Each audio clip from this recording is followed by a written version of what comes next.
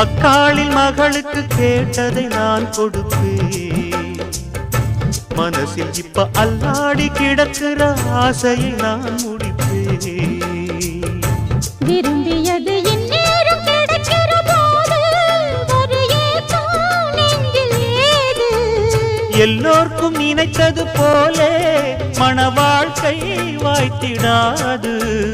எப்போதும் ஒருவனை எண்ணி தவித்தேன், இப்போது நான் அதை கண்டுபிடித்தேன். கெட்டி மேளம் கேட்கும் நேரம் கூட மாமனோட. இந்த மாமனோட மனசு மல்லியப்பு போலே பொன்னானது.